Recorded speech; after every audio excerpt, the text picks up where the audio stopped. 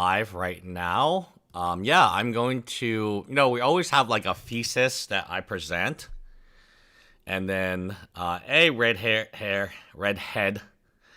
I guess I'll just call you redhead pride.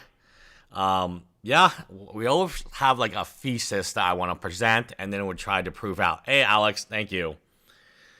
The thesis that I want to present today is that they do actually have a business model that is predatory among kids, and I'm going to explain why they have this business model. Earlier today, oh, here we go. So it is live. Let's see your comments. Earlier today, we actually did a calculation of how much money it cost to be a store owner. So previously, we had talked about these fees here. There is a $25,000 fee.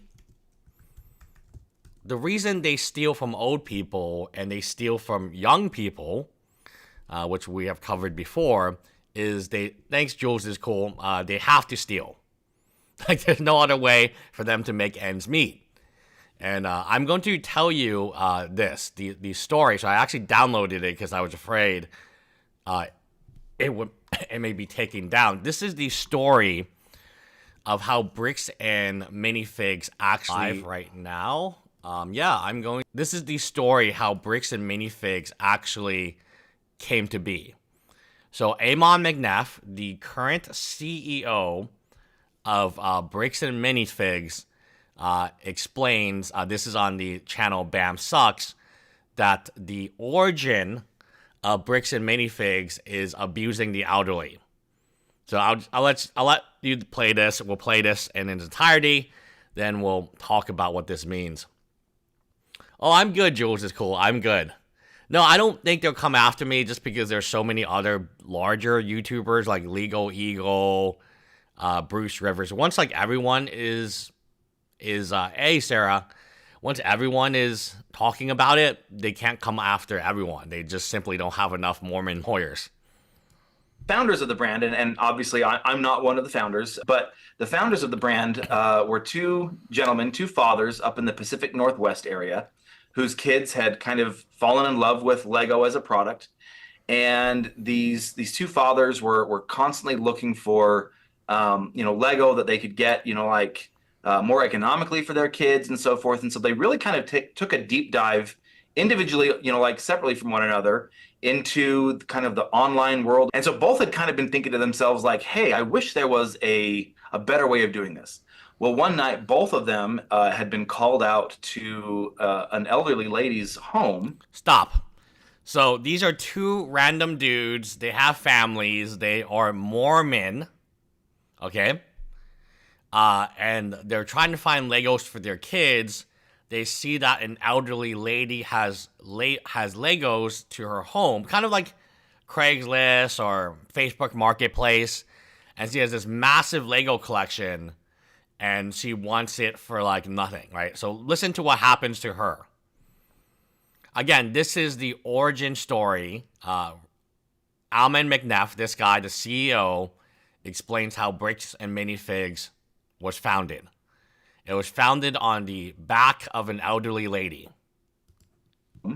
To buy some Lego, that a collection that she had kind of amassed and was ready to let go of. And so they both were excited about this kind of large collection, and they show up there, and then there's somebody else sitting there like, oh, hey, Why are they both excited? Probably because they're going to lowball her, and what she's asking is probably a fraction of what they're worth. That's why these two individuals have gone to this elderly woman's house.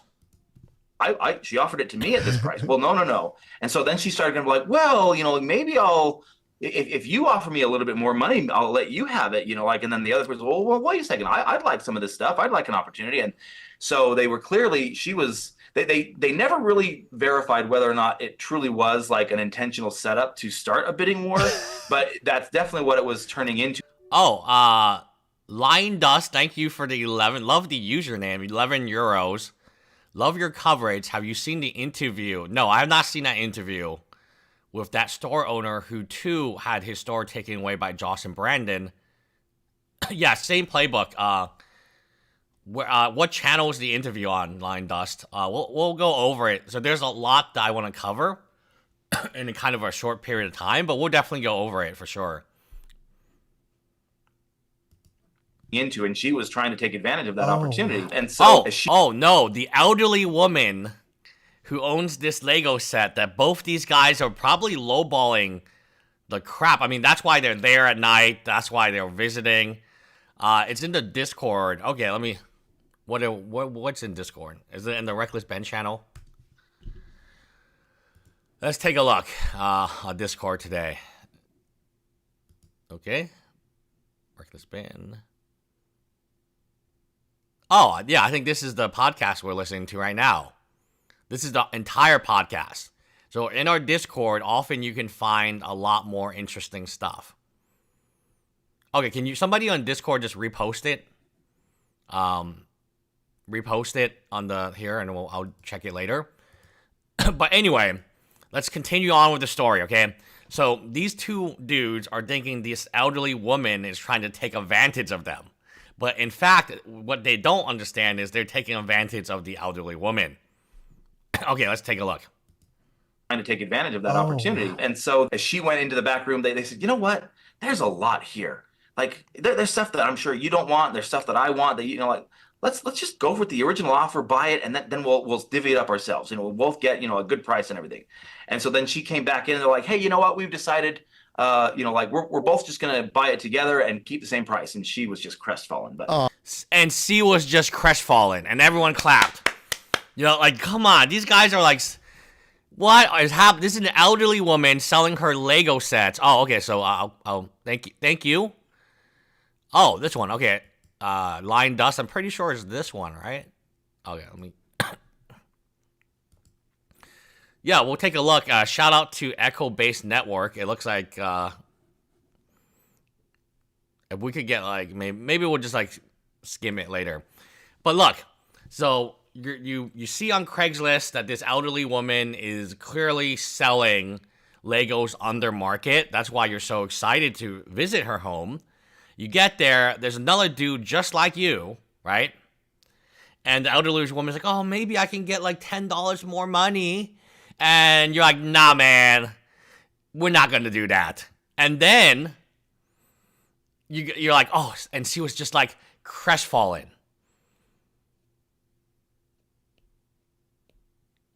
That's pretty ridiculous, right? Oh, yeah, we have like 5 videos to review. But I wanted to tell you, this is the origin story. This is the origin story of Bricks and Minifigs. Was 2 dudes met, and after this, they had such a good experience, right, with each other. They started a company. They thought this was great. Let's all head to the elderly woman, lowball her, make her feel crestfallen, and then make a profit. That was kind of the way that that they met, John and David, John Masick and David Ortiz.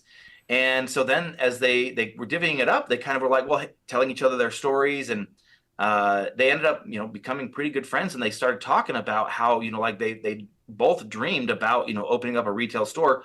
One of them had, like years of retail experience, like in managing retail locations and so forth. While the other, like had been really deep dived in a longer period of time in the Lego kind of ecosphere. And so they kind of combined their knowledge to create the first Bricks and Minifigs store. And then immediately after the second, one in Battleground, Washington, and the next in Canby, Oregon. Okay, thank you. Okay, so that was the origin villain story of Bricks and Minifigs. Now we'll get to how Amon took over the Bricks and Minifigs. Like, you can't make this stuff up. Like, he's literally, like, a villain, right? So, okay, so these guys are not the best. They're targeting elderly women. Okay, fair enough, right? We need to chop up. Yeah, we're excited. We have time. We might not even... We'll look at the video today, maybe cover it tomorrow. Now, Amin explains how he got involved. Currently, if I've done my math correctly, I believe we have 91 open stores, and in the next, like actually starting in January through through March, we have 22 lined up grand openings. And so there's that. But yeah, we have signed franchisees. Yeah, so the business didn't start by like everyone like getting a fair deal. The business started by them like lowballing an elderly woman. And these two guys like, yeah, man, I like that. I like the way you think, my dude. Right? Yes, R.I.P. to Josh Johnson, who's no longer allowed back to his church. Allegedly. About 150 right now. So like maybe 148, something like that. In 30 this year alone, we signed on, I think, 60 new franchisees. Yeah, so my brother and I come from a family with 8 kids. So when I say my brother, there's actually 3 other brothers. So I had no idea. He has 8 kids. He has 7 siblings. That's a huge family. I've got 3 brothers and then 4 sisters. So, but one of my brothers and I, we had been working together for quite a while, and we were business owners in another venture together, and we had developed a really good relationship, and we had other ventures together would be Legally Mind LLC. Just become fans of Lego. Because we grew up with 8 kids, we didn't have an awful lot of money. We didn't have Lego growing up, but we both have our own kids, and so we both So again, this was recently they became fans of Lego in 2024. Found our way to Lego, and our kids love it, and we love building with our kids. And based on a lot of the things that we grew up in an entrepreneurial household, and one of the things that we had always kind of been taught was like, hey, if you've got an idea or a hobby or something along those lines, find a way of making money at it, and then that might blossom and turn into some really positive things. And so we had another successful business, and yes, we're looking for shout out to Bam Sucks. Yes, this is the successful business, unauthorized practice of the law. So it's really like, imagine like, so like a lawyer, an average lawyer costs $700 an hour.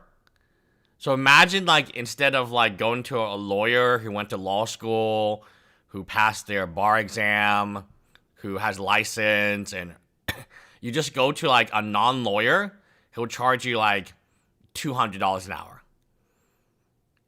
I think that's what this business is. It is a business of non-lawyers acting as lawyers, giving legal advice for like a discount. So people always are complaining about how much lawyers charge, and that is rightfully so.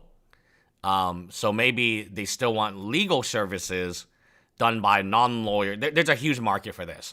Legal services done by a non-lawyer for 20% the price a lawyer would charge you. For additional ways that we could grow and develop with our kids, and have a place for them to learn to work hard, because that was something that we learned, and we didn't want them to miss out on the opportunity of having to go down to work at like somebody's shop, like, and earn money for dances or gas money, all this other kind of stuff. And so we were looking, and we were doing something else. I believe we ended up finding out about this shop called Bricks and Minifigs that had just opened up like a few towns north of us, and we thought that was really cool. And so I started looking up the directions there, and saw sitting right there like franchise opportunities. And like, again, we were in love with Lego, and I had looked into like what kind of Lego businesses that were out there. Anyway, and so as soon as I found out it was a franchise, I went to my brother and I just said, hey, like, what would you think about us opening up our own shop? And so in 2017 is when we found out. I guess it was 2017. Like in March, I think. Okay. And by May, we had signed our franchise agreement. And then we opened up our first store. So this is like a really interesting thing. So like, you can be, Crystal was a manager.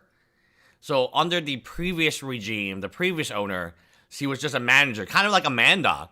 And then they convinced Crystal to buy into a franchise where she was managing. So in this case, they were franchise owners, and then they bought into corporate. So this is a very interesting, typically you don't really see that much upward momentum, right?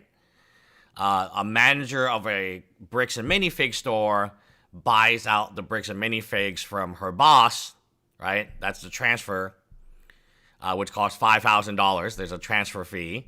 Here, these guys take away corporate, right? They're taking away corporate. So very, very fascinating, just the upward mobility of the bricks and minifig structure. In little old Orem, Utah. And then we opened our doors. We had our grand opening September 9th, I think. So just a couple months later. And, we had a blast. And for us, we had... Yes, that kind of sounds almost like a multi-level marketing, right? It sounds kind of strange how, like, fast you can move up the chain, right? And at all points in time, you owe money. So when Crystal goes into the franchise, they see how to sign the contract, pay out all this money, right? Like, all this money here, like, and then 10% tithings. So the actual amount isn't 6%. It's 6% plus 1% national advertising plus 3% local advertising. And you can only use the vendors that are approved. Let me repeat this again. You can only use approved vendors. So they control where that 4% is being spent. Obviously, the 1% they just get, right? They get 7% upfront. Whatever they want to do with it is whatever they want to do with it. And then they get 1%, or 3% they have to spend locally. But they can only spend it locally with approved vendors. And there's a whole process of getting... So if you have a vendor that you like, there's a whole process where you actually pay them more money. You actually pay them more money. Yeah, so if you want to buy anything like this, like fixtures, furnishing, signs, supplies, services, equipment, architecture, construction... they will give you a name of approved vendors for even your furniture. They will tell you what brands and models and suppliers that you can't buy from. Yeah, I mean, they tell you how to do your bookkeeping. They tell you the point system. Like, everything has to be the same. But they do control approved vendors. Like, it was really weird. So that part, like... Typically, where is that part? Like, developmental of the store acquisition and accepted lease. The contract is 87 pages. I looked at it last night. It's a pretty brutal contract, and there's really no way to get out of it. The question of, like, can they, like, all sue? And the answer is no. They can try, but the contract is very well written. The contract is written, so they cannot join a class action to sue. So I had to look at it last night to see if they could all... I was hoping they could all join a class action, these franchisees, and they're suffering. I made a lot of videos about it. I was hoping that I could... But once you sign... Like, this is another lesson. Be very careful. Another reckless Ben lesson. Be very careful what you sign. Because once you sign it, it's kind of just done, right? Opened and run and operated and sold several other businesses previously, like, again, kind of growing up in an entrepreneurial household. And so we've kind of developed this. The contract is very beautiful. Yes, I've said that about Denon's work. And as a legal contract, only talking legally. And only talking like if I had to write this contract. It's a good contract. It's a good contract. It tells them the insurance they need. So this is also some part that we don't really know, right? Did they actually recover insurance? Like, reading a contract, I had so many questions, but last night I was just trying to figure out, could they sue? Could all the franchisees, like, hire one lawyer to class action sue? And the answer is no. There's arbitration, mediation. There's a lot of things where... that would prevent, like, that type of lawsuit. And that perhaps will explain it. There are many people right now, there are many franchisees right now that are very upset. They are very, very upset at bricks and mortars. In the video today, like the 9 a.m. video, I showed you. dude, these bricks and mortar franchisees, they're not stupid. They know business has gone down. They know why business has gone down. They're receiving emails from probably corporate like every day. They see the review. They see their reviews. They see the comments. One of the bricks and minifigs. So they all like. They have like not deleted comments or like paused comments, but like you have to be approved for 24 hours. And anytime anyone like me, like I try to get follow the page, they just delete you. So, but something very interesting happened. I don't even know if I want to show you this. When a convention is like, hey, bricks and mortars is coming, awesome. Clearly the convention may not know what's happening because they have other, they have attendees, they have other vendors they have to worry about. And so as long as the comment section is live, it is just so bad, right? So again, all these bricks and minifigs, their social medias are basically kind of shut down. They don't allow like random people to leave comments. At least I'm only talking about Houston. So one of these bricks and minifigs created this really cool looking Star Wars exhibit, and they're going to be at like a convention in Texas. And the convention posted about how awesome this thing was, and they got chewed out like crazy. Like there were like 1,000 negative comments about you guys suck, we hate you, right? Yeah. So that's the reality, okay? So that's the reality of kind of what a franchisee is currently going through right now. But there was so much more other stuff about insurance and what type of... So I really wonder, like, okay, so this Lego set has gone missing. Can't you just have your insurance pay out? Can't you just say, okay, we'll pay you out, Brian Menzel, and then you just make it an insurance claim? Like if you're so worried about this $100 or what, I'm gonna call it $120,000, then that's why you have insurance, right? It's went missing. You can say, hey, the crystal stole it. Like your insurance will pay out on it eventually. So you don't need to like nickel and dime Brian Menzel, right? You don't need to invite him to your like place and pick any Lego you want, Brian. It's on the house. You have insurance up to $2 million. So, like, is anyone talking about this? So, if you think that somebody stole your Legos and Crystal stole your Legos, okay? And that's what they believe today.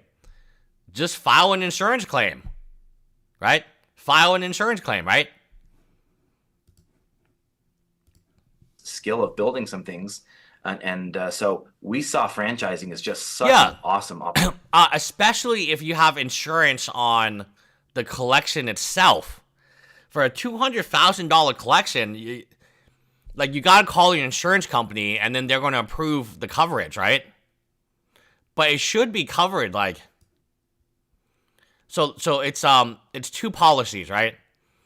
Its franchise will procure a general compensation liability insurance of $1 million. General tort, premise, personal advertising injury, at least $1 million, right? General tort is damages, premise damages, personal injury, the casual. This is like if you get injured at the, you know what this is like? You know what? We actually know exactly what insurance is going to pay out because I made a video about it. This is in case a customer fights. I guess he's another customer. I don't know how to talk about this, but like it's like this is this case here where these two guys are fighting.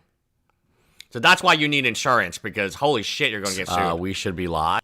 Now this random guy on Yelp, on Facebook, McDonald's, and you go into your local McDonald's and throw. It has nothing to do with Joshua. Yes, this is why you need insurance, guys, because if a customer starts beating up another customer, you are liable. It's called premise liability. Either one of these two people can sue BAM the store and say, oh, it wasn't a safe store. Or, oh, actually you hear like a Lego crashing. Oh, this Lego crashed and hit my head. or oh, your manager provoked me or incited me, or your employee. So this is very dangerous. What is happening right now in Bricks and Minifigs is the exact definition of why you have to have insurance. Because yeah, that's what's happening. Some opportunity, like, again, from somebody who has opened multiple businesses, some that turned out very successfully, some that didn't or otherwise. Sure. It was such an easy transition for us to just go from 0 to 60 that quickly, right? Right. And so I just fell in love with franchising. And it was about a year after our initial introduction to the founders, when they were, like helping us get signed on as franchisees, that the CFO of the brand, who actually was also previously a franchisee and then had been. This is sounding like, when people say there's a multi-level marketing, it kind of sounds this way, right? The previous CFO was also a franchisee. And then he got upgraded to CFO. Had been brought on as the CFO Mm-hmm. and gained ownership in the company. He reached out to us to say that one of the original founders had been in a car crash, and it wasn't like life threatening, but it created a lot of complications for him. And so he was just finding it difficult to keep up with everything that he was trying to do to get healthy, as well as then running a growing brand. And I believe our store was like number 30 or 32, like open, something like that. And so we were still in the first, within the first 50. And so, but he just said, look, based on your other business experience, they'd be very interested in you talking about potentially taking over the franchise corporation. And he said, look, I've worked with you guys and I like it. And I feel like I could, stick around with you guys too. And so the two original founders, they then started talking to us and felt good about transitioning their ownership to my brother and I. And in 2018 is when we did that and took over and then started from there. So in 2017, if I'm correct, they bought into one store. And by 2018, they already had taken over the entire corporation. This is like giving me like Crystal vibes, right? Where she's a manager. Crystal is basically no different than Amanda. It would be like if Amanda then managed the store and then she bought it from Josh. So there's a lot of like transferring happening at like all levels, which typically it was not normal. Do you think the CEO and COO of McDonald's, how often do you think that like, hey, you own a McDonald's franchisee? We like what you're doing. Why don't you actually just buy corporate McDonald's? Now you own corporate McDonald's. Or how often does like a McDonald's employee, a McDonald's manager be able to like buy their own McDonald's? It never happens. Yes? So it's kind of weird, right? Where this is how fast a manager of a Bricks and Minifig can go from manager to owner of the Bricks and Minifig. And it's really crazy how fast a Bricks and Minifigs owner can take over corporate. Like, it's like this is like 1 year, right? Like, it's very strange. From there, making changes and some moves and different things. So that's how they took over. So the origin story of Bricks and Minifigs is two guys were trying to scam an elderly woman, try to make her feel bad. She was crestfallen, and they felt good. They felt so good about that experience that they started Bricks and Minifigs. Then Amin and his brother took over because clearly a franchisee has learned enough about the company in 1 year to then take over the entire company a year later. Now we get to the most interesting part where they partner with Lego. There's a lot of confusion here. Are they partner with Lego? Are they not partner with Lego? Does Lego... So if you believe that a random Bricks and Minifigs deserves some heat, then should you not apply heat on Lego itself? Yes? Okay, we'll take a look. Well, it's funny because through some interesting miscommunications early on by the founders, there was actually a little bit of, I would say, bad blood between the Lego group and our brand. So that was one of the first things that we started doing when we got things taken care of. And there had been some attempts previously, but not like as we talked with them, they all fell on deaf ears. As when we talked with Lego. Just because of some of the misconceptions or the miscommunications that had taken place. And so we kind of first started trying to make some inroads with the brand. So when they found out that there was new leadership in place and all this other stuff, they decided, well, maybe we'll open up our ears a little bit and hear what they have to say. And so we worked with them, and they were very, very accommodating, helped us understand what things, had taken place previously and what we could do. And so we worked with them. And so now we work with their small business distributor in the US, and we have a great relationship with Lego, and hopefully continuing to grow that relationship. So again, this is another area where I would say, if you're mad at somebody, why don't you get mad at Lego? Because clearly this entire business is dependent on Lego. If Lego wants to pull the plug and say, hey, we don't want anything, if just like that owner that we talked about, if the we'll watch this video, we'll watch 2 videos next about the police department, but then we'll watch the longer video. My idea was very, very simple. Was like, look, your whole business is dependent on Lego. What if Lego pulls a plug on you? You're screwed. There's not much. It's weird watching your own videos, but at least I know where like the stuff is. So this is a video I made this morning. You have to give 6%. Yeah, these guys, yeah. Make. So custom minifigs, which is so I don't know how big of a supplier they are to Bricks and Minifigs, but they are for them 300 stores, right? To cut off ties will hurt them financially. Yeah, it's absolutely almost financial suicide. So I do recommend that if you guys can support them, it looks like a cool company. I think they're making the right decision. I think as more and more suppliers are going to cut bait with them, and so their supply is coming from these guys. Their supply is coming from me and you.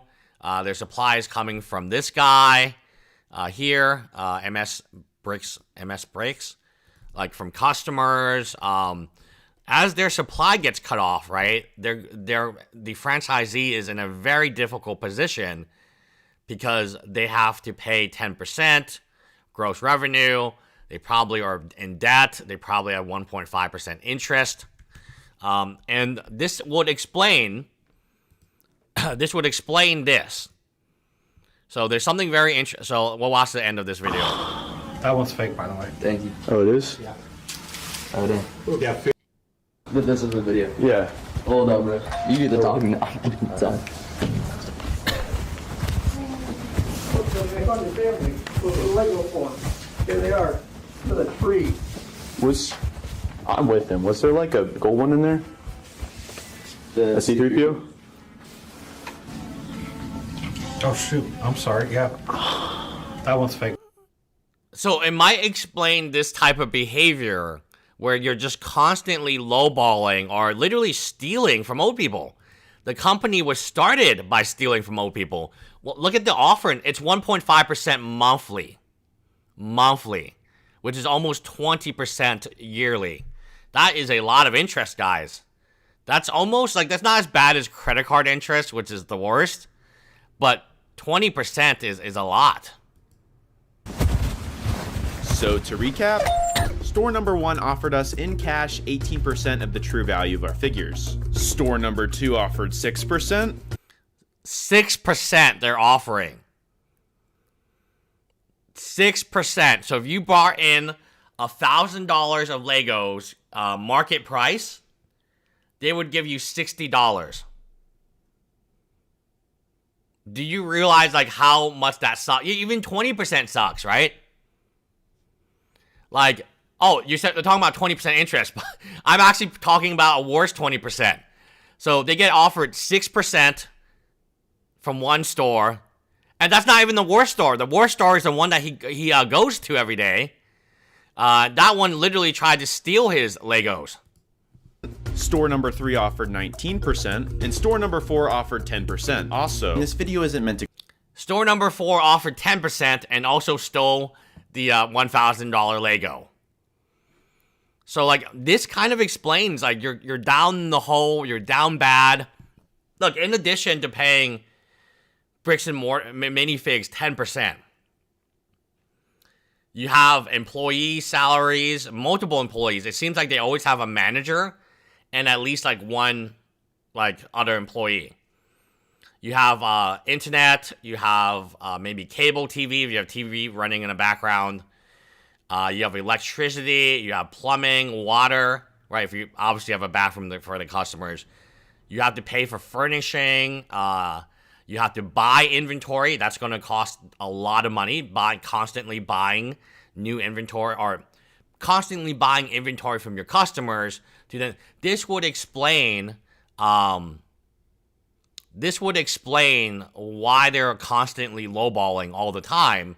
Is because their overhead is so massive compared to like a non-franchise overhead where you don't have 1.5% interest a month compounding, when you don't have up to $35,000, $40,000 that you have to put in right away. And that doesn't include furnishing, construction, that doesn't include rent.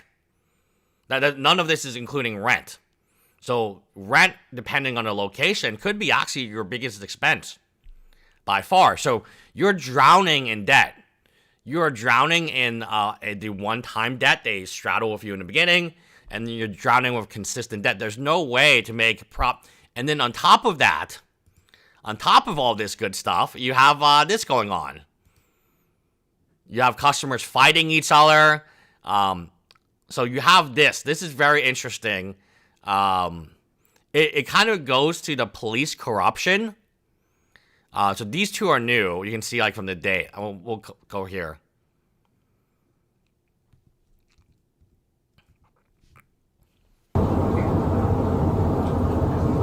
So does that mean the guy doesn't have a car then? Yeah, well, he says he had his car, but it's at Ben's house because he was hanging out with Ben and Tyler, and Ben asked him to go to this guy to mediate and ask about the minifigs that the previous owner of Bricks and Legos stole from them. You said a lot of words there. I have no idea what you're talking about.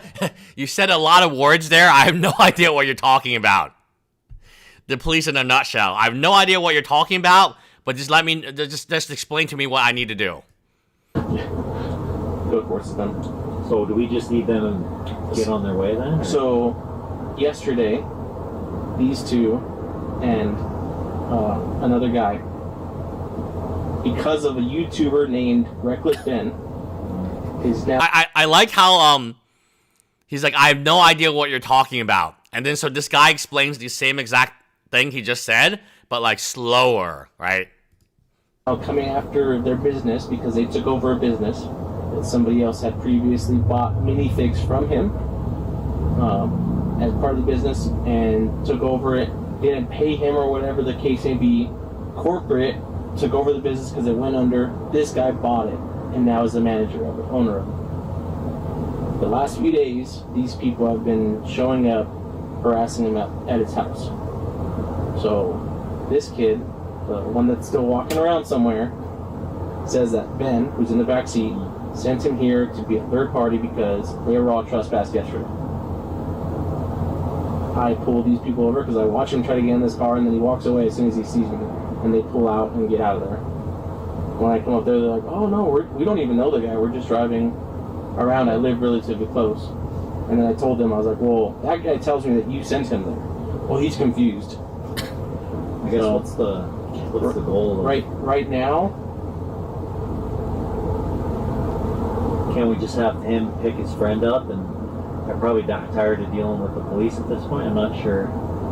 Yeah, I was gonna scare him a little bit. And I was going to scare him a little bit and let him go. Common police tactic. Let him go is all I really was gonna do.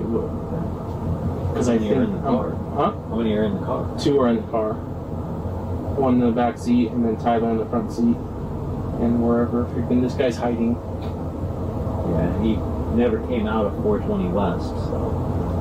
Yeah, he pulled into the cul-de-sac, and then this guy turned in, and I came down, and when I peeked around the corner, he was about to get in, and he turned around, saw me, and I walked away, and then they made a U-turn and came out.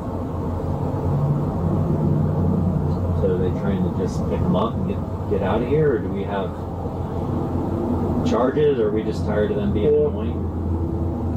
I was going to try to link it to... Oh!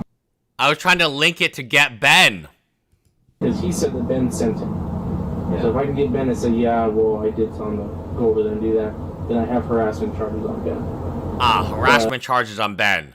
So they really want to get Ben. They all know who Ben is, and they're targeting Ben. Like, they don't really care about these other kids unless they confess, right? They have them in the room. Hey, did Ben tell you to do this? Was it Ben? But also at the same time, I don't care that much. It's more of just the fact that they're trying to be sneaky about it. So I'm hoping it's kind of like, they're all young. They're all 18, 19, 20 years. Like, they're not super old guys. Like this one's 19, and then Tyler, the driver, was 23. The main reason was I smelled alcohol on the other guy's breath, so I was hoping he just got caught. So, yeah, but it looks like he has to. So you guys are good with these guys being able to drive? Yeah, I think so. I didn't see anything clear as day with Tyler that I noticed. But that's why I asked Colton to check.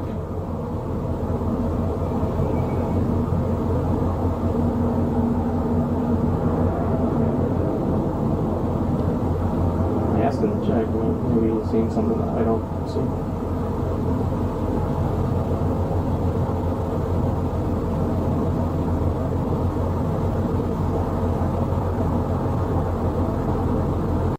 No, I just read it.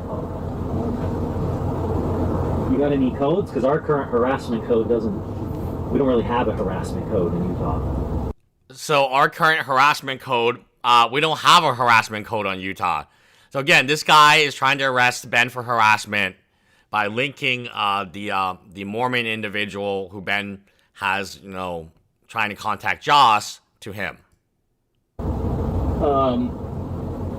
Just read. What did I just read? I read one when I was there.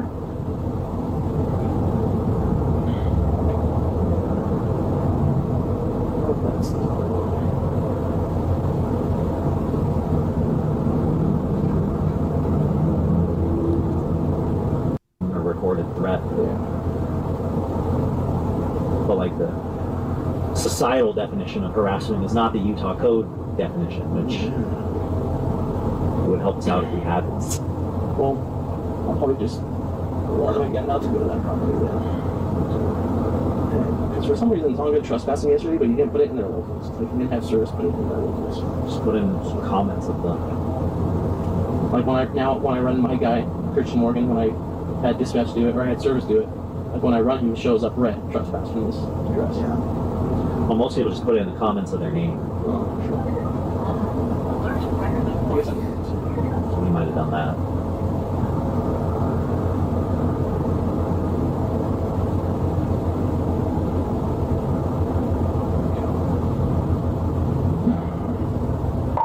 You see anything or not?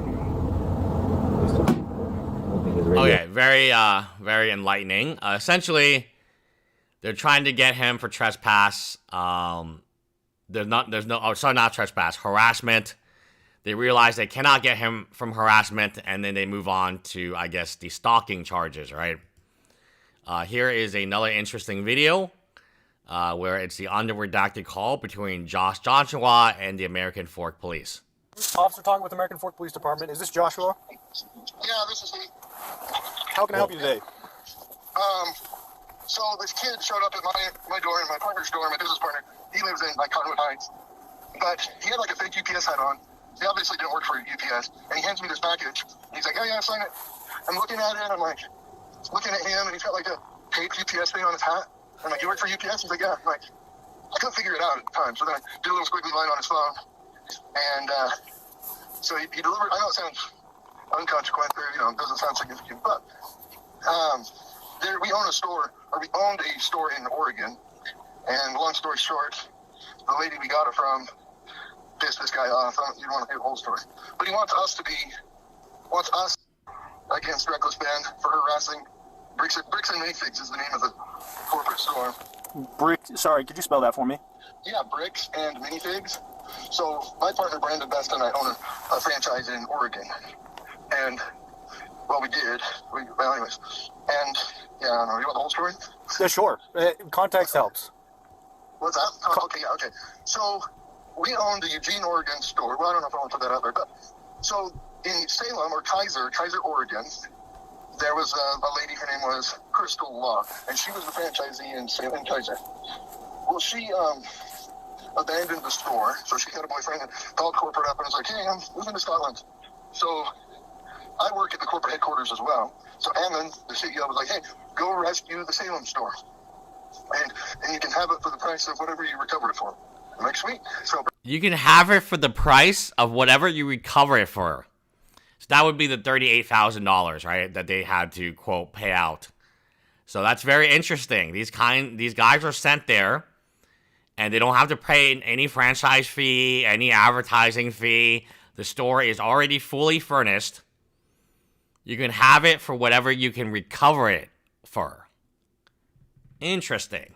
So Brandon and I, my partner, go down to Salem, and we start to try to clean up that store. But Crystal Law, the old owner, we didn't know this, but she had signed a consignment deal with a guy named Brian Mansell, like a year and a half, almost 2 years before we showed up. And her agreement with this Brian Mansell was to sell his Lego and pay him out if she sold it. Well, she never did that. And it was a big, long list worth maybe $100,000, and she never paid him for it. So there was like 10, 15 sets that we identified that were Brian's, and we told him, you can have these sets, but we're not responsible for... So it looks like Amon didn't tell them there was consignment. Amon just said, "Hey, we need to kick Crystal out. You can get the store for whatever you can recover it at. I just want this headache to go away." They get there. It doesn't look like Josh initially understood there was consignment. I know there's the video of Brandon saying, it wasn't even Brandon. It was corporate saying, well, they'll just take whatever consignment. I think at that time, neither one of them realizes the consignment is that big. $200,000 of consignment in Legos is a lot of Legos. It literally is a store. I mean, there's a video initially of like how many Legos that is, right? But Crystal didn't mention the size of the consignment. Like if I took over a store and they just said consignment, I would think, oh, it's probably like 100, 200, maybe it's a few cards, right? I wouldn't think it's $200,000 of consignment. And if I knew there was $200,000 consignment, why would I recover the store? It's a losing proposition, right? So I think maybe at this point in time or some point in time, Josh, he wasn't even at the store. It was Brandon at the store when they were talking about consignment. This is Josh, right? So again, like if I just view it from the lens of having owned a Lego Pokemon store, I've never done consignment since ever. I never will do consignment. I will never do consignment ever. But if I were to buy a store, and I have looked into store, in fact, I can tell you more than anything because I've actually looked into buying a comic book store just December, and it kind of fell apart because the guy wanted too much money. I looked into buying this. I know what their numbers are. I know, so like in due diligence, okay, you know their revenue, you know their profit, you know their numbers, you know their inventory, you know their rent, you know everything about this company before you take it over. Now this business didn't have a consignment, but if I looked into consignment, right, and they just say, oh, there's consignment on it, I wouldn't think it's $200,000. I don't think anyone would think it's $200,000. That just seems like a really, really large amount of consignment. Crystal Law. well, I don't think he can get a hold of Crystal. I think she moved to Scotland. So he wants somebody to be responsible, and he thinks that should be me and Brandon. And we told him, well, I didn't sign a contract with you. I don't know you from Adam. You know what I mean? Like, these sets I identified as yours, and he won't pick them up. He won't have anything to do with it. He wants me to pay him out the $100,000. I'm not going to do that. Yeah. So he's contacted YouTube people. They've destroyed that business. They sent a lady in there saying, hey, I'm going to kill you, to the manager, and I'm going to murder you. And the man to the manager's like, well, get killing, you know. And obviously she didn't kill her. But, like, they've just done all kinds of crazy stuff. And so we closed the store. We closed the Kaiser store. And now they hung a sign on the building saying, we sued them and they lost, which isn't true. We just closed it because we don't want to fight these people anymore. And it's not a profitable business because of all this, right? Yeah, absolutely. So he's hired this reckless Yeah, it's not profitable. The reason I did not want to... Oh, yeah. Thank you guys about the t-shirt. Thank you, Alex. The reason... let's click up. We'll take a look at this video, but like, this business model is just not profitable, right? At all. Dan, this crazy YouTube guy, to come and harass us, and he walked into corporate, and AM, the CEO, kicked him out, and he's gone into the stores, and now he's showing up at my house. It wasn't Reckless Band that showed up today, but it was a kid, you know. Yeah. With the package that showed up, was there any labeling or anything on it? Yeah, it's like a fake label that they printed off. It's obviously fake. Do you know who it's addressed to? It's addressed to me. Okay. But it's got the wrong zip code. Like, it's just a fake. And Brandon has the same fake label on his package, you know? Gotcha. If you could take photos of that as well and just submit them to the same link at the same time that you submit that footage from your business partner. What's the name of your business partner? Brandon Best. Brandon Best. Common spelling? Yeah. Okay. Gotcha. And he's... That's weird, Jake. Josh Johnson, Brandon Best. That's all right. We were mission companions. Oh, really? Oh, that's cool. Yeah. Do you know what... We were mission companions. Oh, that's cool. Yep. Year he was born in? I would guess 83 or 4. 83 or 4? Okay.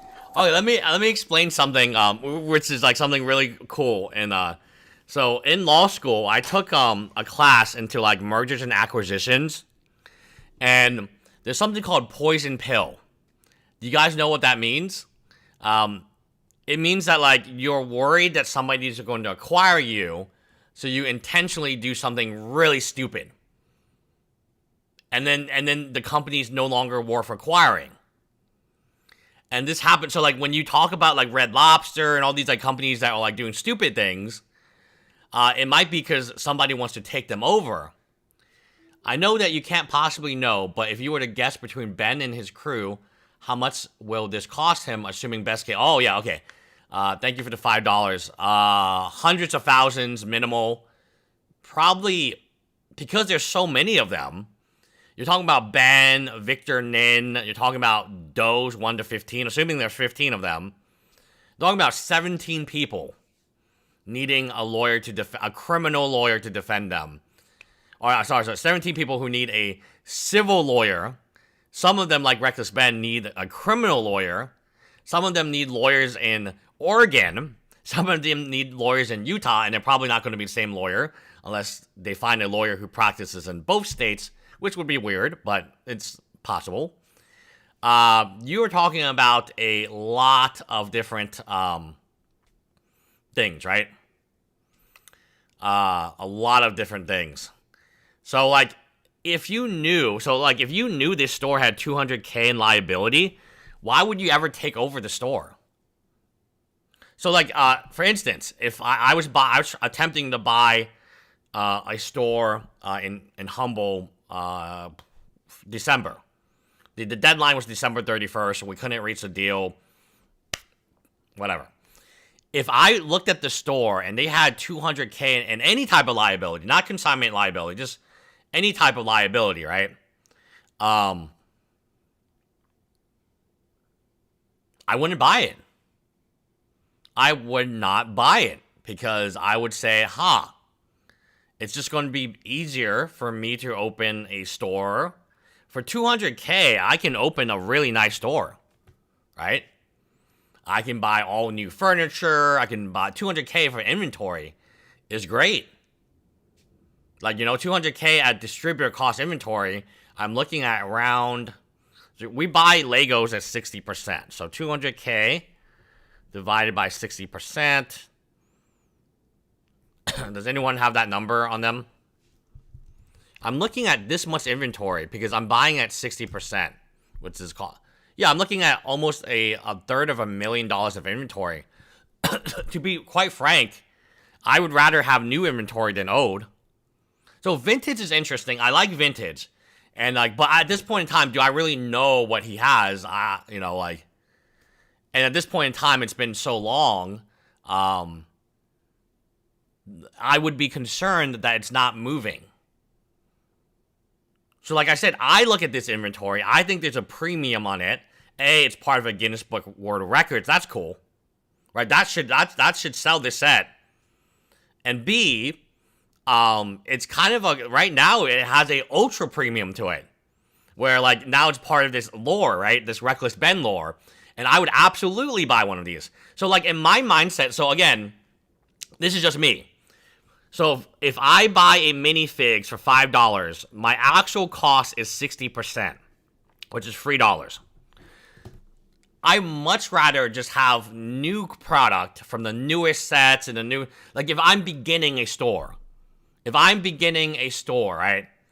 I kind of want, I personally want to begin fresh. So when I'm buying old inventory from a store, I don't like that because that means it didn't sell, right? It's not moving. It's not cash flow. It's not giving me cash flow. So they took over a store that is, and maybe they knew, maybe they didn't know. Okay? No one knows. No, maybe they knew, maybe they didn't know. But this store sucked. This store was not run, in my opinion, run correctly. This store was not run correctly. There are book accounting issues, there's inventory issues, there's point of sale system issues, there's apparently free sets of books, and we actually have information about this.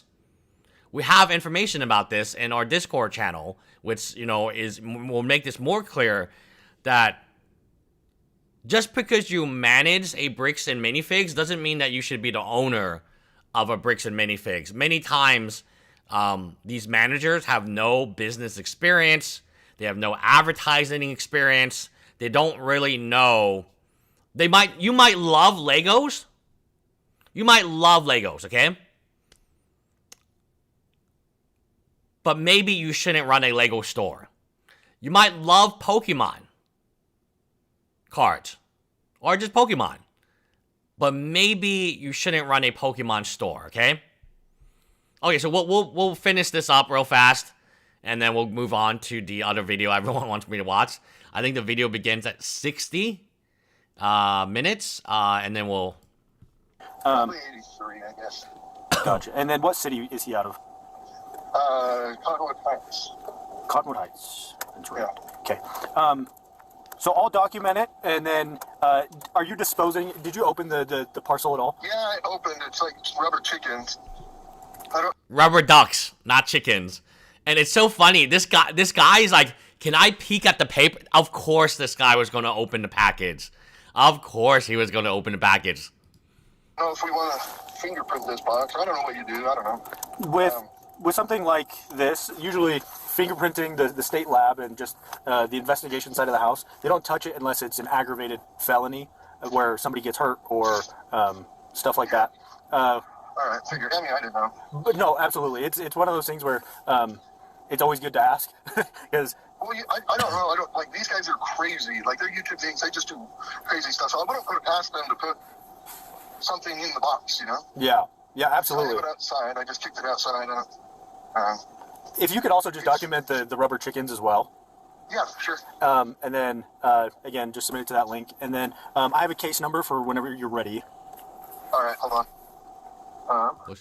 If they continue to, because we were able to take more action, and then obviously we're able to trespass any individuals that you make contact with. So if they come back, we can charge them for criminal trespass and stuff like that. So what about taking a UPS driver? Is that illegal?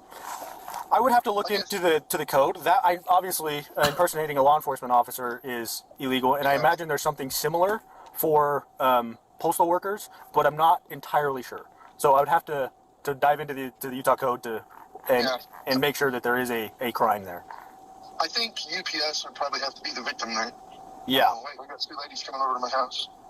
And hope they come in to talk to me. If they are, you should probably head over. Yeah. Oh, thanks. Oh, thanks. Yeah, look at us. Yeah. I don't trust anybody coming by my house now. Yeah, you're hyper vigilant at the moment, which is fair, completely fair. Actually, yeah. So yeah, if anybody else comes over and it's suspicious, go ahead and give us a call and we'll come over. I'm pretty sure these guys are suspicious. They're just checking my property out. I don't know if you want to come document them. Yeah, I'll come drive by and just kind of be in the area for a little bit. Yeah, come check these guys out. They're in this Volkswagen over here. He just parked, and then these two girls suspiciously are walking around my property. So I don't know if you want to come. Yeah, I think it'd be best. White Volkswagen. What model is it? I don't know. It's a car, a black Volkswagen car. Okay. All right. I'll head that way. I'll be there probably in the next 5 to 10 minutes. What if they're gone by then? If you can get a plate, I would do that. Yeah. So that's a very interesting point, Christopher. Yes. If they knew about the consignment and they thought, okay, we're just going to bully this old guy anyway, then yes, then the $200,000 in consignment doesn't make a difference to them, right? Because they're just like, oh, well, whatever.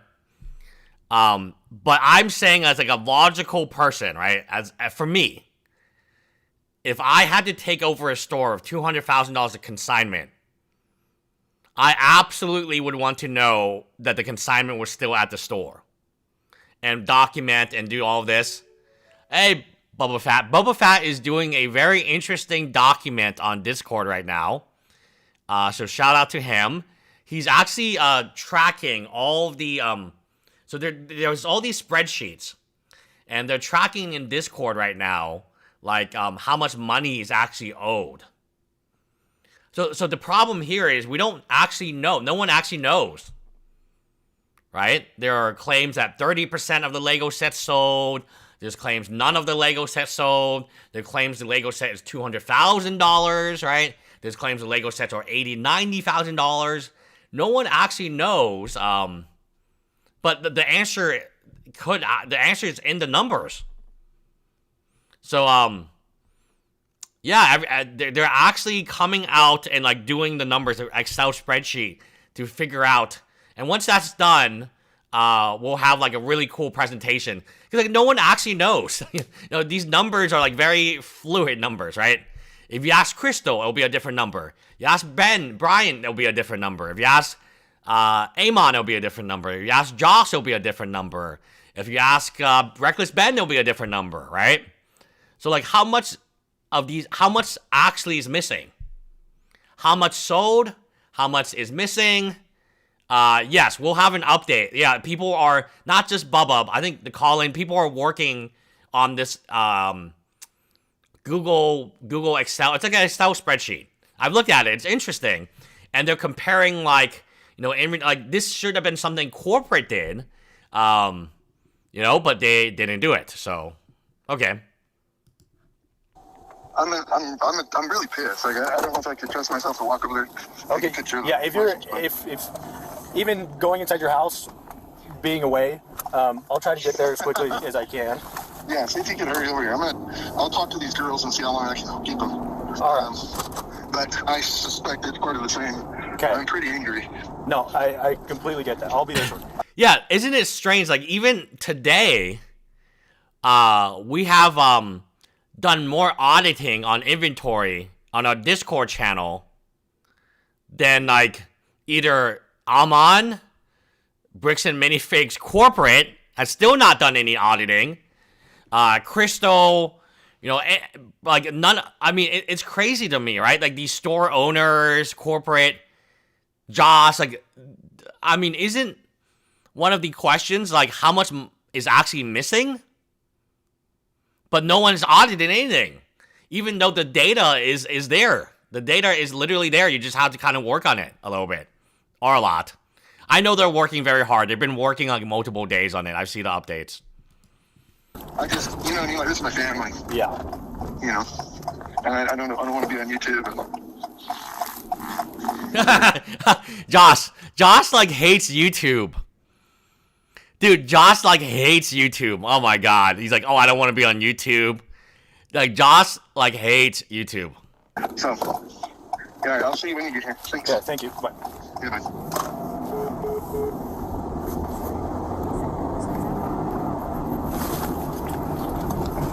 Hey, can I get somebody else to roll with the address with me?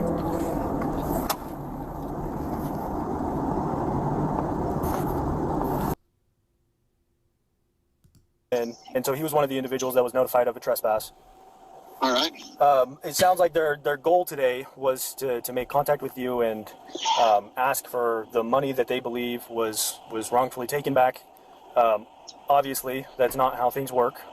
And he was advised of that, and I told him that this isn't the way to go about it, and that allow things to remain civil and not turn criminal. So yes, let's be civil and not charge criminal. So at this time, this is before Amon calls in, and then there was a lot of like, oh, I'm Amon, and they're like, whoa, Amon, right? As if he was some type of like big time celebrity among the Mormon community. So like at this point in time, they're still doing things civil, which means the police should not be involved. And they actually are actively saying, hey, we don't want this to be criminal, which is right. So at this point in time, they're not trying to make it criminal. Maybe they're trying to scare them a little, okay? But they're not trying to put these guys in prison. Then corporate calls in, and then suddenly corporate is talking about, you gotta do something. Put him in prison. Put him in prison. Put him in prison. And the police are like, oh, okay. So at this point in time, and this is late in, I mean, this is the rubber ducks have been sent. They pulled over that dude for the stop sign. I think they've, so once corporate comes in, then the police completely do a 180. And now everything is criminal. Right? But at this point in time, everything is civil. Yeah, Jake. He's kind of a big deal. Yeah, that's what they told him. And the police go, oh yeah, big deal. They were all notified of trespass, except for I wasn't able to make contact with the two females. The two females were gone prior to speaking with. I spoke to 3 individuals. Got it. So, but I told them everybody that's involved to stay away, and the having people show up to your house, drop off a package with ducks in it. That's yeah. Look. He knows his ducks. Previously, Josh thinks it was chickens. Josh had mentioned it was chickens, but it turned out it was ducks. Josh, I really do think Josh at this point is in such a state of panic and mental distress that he might not know what a chicken is from a duck, right? I really think this guy is like mentally like not there at this point in time. He literally does not know a chicken from a duck, right? And that's pretty bad.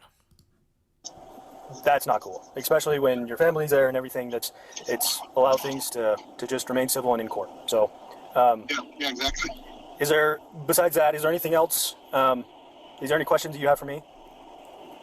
No, but you got Reckless Ben's information. And... Correct. Got it. Yeah, no, I appreciate you guys. Thank you so much. I'm just happy that I realized what that package was and called you guys. Yeah, that was good timing and good foresight, especially since he just got into town and just arranged this whole thing. So if that's all I can help you with today, I'll let you go. But again, I wish you the best of luck. Okay, thank you. No problem. Bye. Yeah, I really think that his mental state at this point in time. Oh, thank you, Davis, for this channel keeps me sane while we wait for part 4. Yeah, I mean, all this stuff drops the night before. Thanks for all your hard work. Thank you for the $10, donation, Davis. All of this stuff drops like one night before. In fact, like, I don't know if I should show you this. This might not be like a good idea, but I did make a video about it, so why not? So my local Bricks and Minifigs got like robbed. Meyerland. Like, it literally got like robbed last night. And I don't know, like, yeah, this is the guy who robbed it. Look, it's got 70% bad reviews. They had to put this door on. This is the guy who robbed it. Bricks and Minifigs were not allowed to comment on the post or any post anymore because it's in like shutdown mode. So you can't even leave a positive comment or a negative comment, right?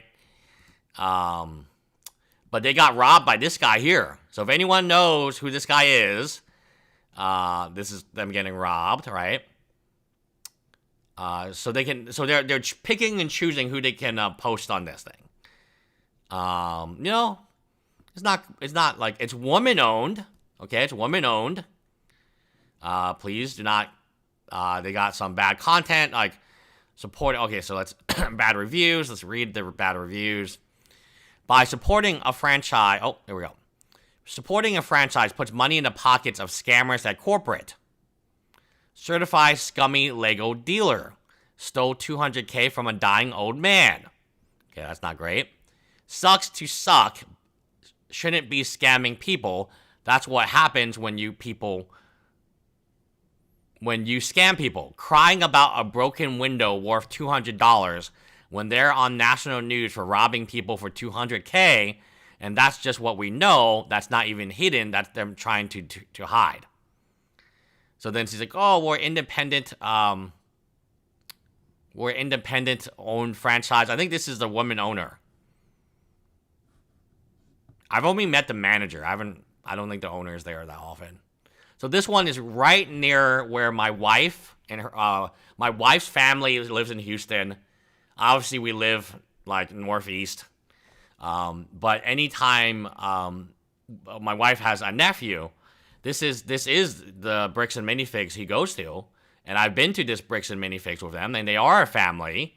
I've met the guy before, and his son does help him with it. So I don't know. I'm kind of conflicted a little bit, to say the least, because like I get it. They are giving 10% back to corporate, which then allows them to sue Ben and But it's just hard to see. It's hard to see this type of stuff. And people are saying, oh, it stays. And no, the last thing they need is this PR, guys. Nobody need, like, as a store owner myself, no, we are never going, in no circumstance are we going to stage a robbery where we show a picture of a random guy's face, right? I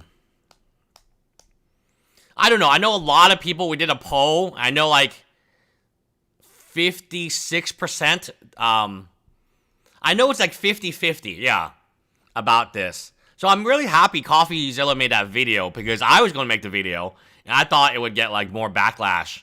And I was talking about it in live stream and it seemed like people really hated the idea of like me saying, hey, these are just families trying to run their business, right? It sucks that they signed a contract with a shitty franchisor. But they did sign a contract. It's almost impossible. Yeah. The only out right now is they would need to find someone stupid enough to take over their contract. And then also like pay $5,000 to do so. I don't know if that person exists right now. I'm pretty sure a Bricks and Minifigs store is not like on the height. It's not like super popular thing to take over right now. Okay, so we'll watch this, guys. 60-minute mark. Okay. Like I actually knew store owners that were no longer with the franchise that committed fraud, stole from corporate, and like I knew them personally, and they were also scumbags. So I'm like, oh, you know, like just follow the rules and you'll be good. But dishonest people don't work that way. No. So anyways, I'm thinking I'm still gonna be manager, whatever. My lawyers are telling me play ball, be nice. I'm like, all right, let's do it. And they're lying to me the whole time, which I didn't know. And then they hire this guy named Carl, which we're friends today. He's awesome. But he's 72 years old. He ran a newspaper company. Like, he knows business. And they just show up at the store and be like, oh, yeah, this is the new manager. And I'm like, you guys literally just told me like 2 days ago I was going to be the manager. But all right. And then 3 months into that, I finally get a hold of Ammon, the CEO. And we have like an hour-long phone call. I'm like, hey, I deserve to be what's it called? Compensated. And what's going on? Because I came with you guys in good faith that like, hey, this store's, and I believe in this company. I just want to buy it back if you guys aren't going to let me bring on an investor. And he's like, no, like, you didn't make enough money. Like, we would have made $70,000 more on you if you stayed with the 3 years left on your contract and all this stuff. And I'm like, so you're going to find me and saying like, oh, but we're going to zero it out because you came with us in good faith. I'm like, you're putting me in like the worst situation and you're paying me like $19 an hour, which like I can't, and I have 3 kids and a wife. Like, I can't live off that. You know what I mean? And basically took like what, like 120 grand from you? That would be 120 grand that would go into my pocket. But like the store was worth. So it looks like they took over the guy's store. He thinks he's going to be a manager. And then they said, okay, well, we're taking over the store. You're just going to be a regular employee now. So there seems to be a lot of like upward mobility, but there also seems to be like a lot of downward mobility where one day you're the owner of the store and the next day you're just a regular employee. Like you don't even skip to manager. You go straight down to like entry-level employee. Much more than that. And I told them, I'm like, I came with you to you guys in good faith because I know the law. I could have just filed bankruptcy, liquidated the entire store, put a ton of money in my pocket and was like, hey, screw you guys. Like, the store's closed now. And what are you going to do? I already filed bankruptcy. Yeah. You know, I could have done that, but I'm like, no, like, I'm going to deliver to you a perfect store. And all you have to do is come do the inventory, buy it, and we good. And I'll stay on. Like, I'll sign the contract to stay on as an employee. And then if you think I'm still good in 6 months from now, blah, blah, blah, let's do that. And then he said no. And then my lawyers, I ran out of money at this point. My lawyers were like, we can't keep representing you or can't continue. Yes, this is a very common situation, guys. Regular people who have never been sued before. I didn't know this until I got sued, and I'm a lawyer, so I know lawyers only care about money. If you run out of money, the lawyer's just like, bye-bye. They will drop you as soon as, because there's something called a retainer. So a retainer is like you put in $10,000 or $20,000 in a retainer every time, and they bill against the retainer. So you pay them $20,000 up front and at that point in time, they've done zero service at the time. And when they work an hour, and they don't even tell you when they're working. When they work an hour, they take their $700 against it. And once the retainer runs out, they come to you, say, hey, we need a new retainer. And at that point, you either pay them another $10,000, $20,000 to refill the piggy bank, or they drop you as a client. People don't understand, like, there are a lot of times that clients are dropped in the middle of their cases. Like, this is something that no one talks about on YouTube. Is like, what happens when you run out of money? The lawyer is gone within an hour. Once the lawyer figures out you cannot pay your retainer anymore or refill it up, they're gone, right? They're gone. I don't actually do lawyer stuff, by the way. I do it like pro bono. I do it for free. So for the past 2.5 years, I mainly have done immigration pro bono for free. Because I'm retired. I may unretire soon, but I've been retired. There's no reason. But people think that, oh, just because you sign a contract with a lawyer, they can't drop me because I'm in the middle of my lawsuit here. Oh, no. Oh, no. They will drop you so fast as soon as they realize you don't have money, you won't even know what's happening. And this is in the middle of the lawsuit. So, like I said, pay up. And I'm like, try to like work a deal with them. And they said, no. I'm like, can we just do something like if we win in court, we split it 50-50 or whatever it was. But they said no. And I'm like, all right, fine. And this is not where the worst part. I'm like, okay, cool, whatever. And then I noticed that Brandon and Josh, they're not posting on social media. They're not doing any marketing, no advertising, nothing. They just moved the store around. They were insistent on putting in a party room, all this weird stuff. And I'm like, guys, like, I own this place. I know my clientele. There's a problem here. Why are we not posting on social media? Why are we not doing any marketing or advertising? I told you guys this is the only thing this store needs. And they were like, no, we're the experts. We know what's best if we do this. Wait, so Brandon and Josh took over his store too? Am I hearing this correctly? Brandon and Josh. So he had a store. Corporate comes in and says, whatever, you're not doing a good job. We're going to send in Brandon and Josh. And they're going to run your store. I mean, yeah, I mean, if this has happened twice, then you really think, okay, this is kind of weird. It happens one time, you can probably say it's a one-of. But it looks like they're trying to take over profitable stores. So maybe because of the inventory glitch, it really does look like they're just trying to take over stores that were making money and making them corporate stores. So these stores were independently owned. It looks like this guy and his family owned this store, and they were doing well. And then Josh and Brandon come in, and they're like, "Oh, we want the store." But it's not. Is it really Josh and Brandon, or is it Amon McNeff? Right? Flood with people. Well, for like 6 months, we barely had anybody. Like, anybody. And then I'm like, all right, whatever. I wake up one day in May, and I don't know what date, but I get a phone call from Carl, the manager.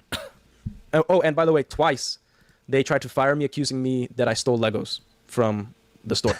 With no evidence. That's kind of what they accused Crystal of, right? So again, you know, if this keeps happening and then more people speak up about it, then it really does seem like a pattern of behavior. Pan, after I started streaming, I don't have time for pro bono immigration work. So the answer to that is no. But I did it for like 2.5 years, right? So streaming is my pro bono work, teaching people the law, basically for free. I think that's kind of pro bono in my opinion.